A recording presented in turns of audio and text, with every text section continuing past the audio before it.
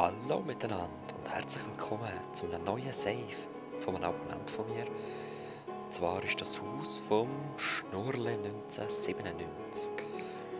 Ja, entschuldigt bitte, dass ich den MC-Patch noch nicht aktualisiert habe. Das 1.2.4 ist draussen.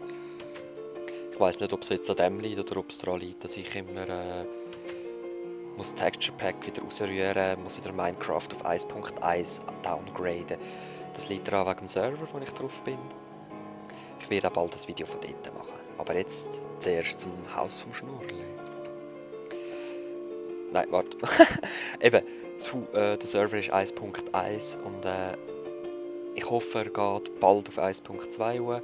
Und dann werde ich auch dort anfangen Videos machen mit dem Texture Pack wieder. Das sollte dann klappen. Das Gute ist, dort könnt ihr mich auch alle besuchen. Ja, yeah, das lobe ich mir. Gefüllte Kiste, schau das mal an. Da hat es leider nicht drin, aber tun wir ein bisschen Gravel rein. So, gemütlich sieht es da aus. He? Gehen wir da noch schauen. Ja, voll geil. Das kann man brauchen, das unterirdische Lager, das man immer wieder ein bisschen holen kann. Es hat jetzt gerade Kasse gegeben, warum auch immer. Das ist ein geiler Block. Voll cool. Er besteht aus allem. Gut. Nein, ich finde das Haus ist wunderbar. Genau so habe ich es mir vorgestellt. Ein kleines, feines Häuschen.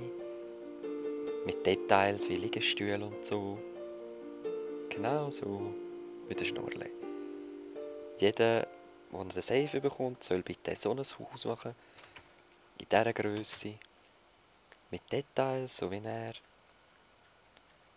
Ja, so stelle ich mir das vor. Genau so.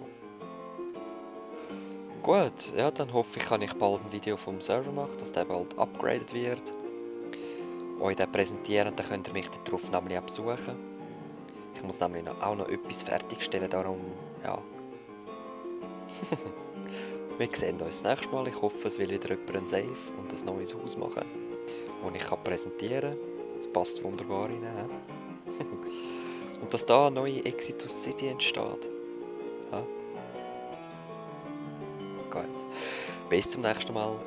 Peace.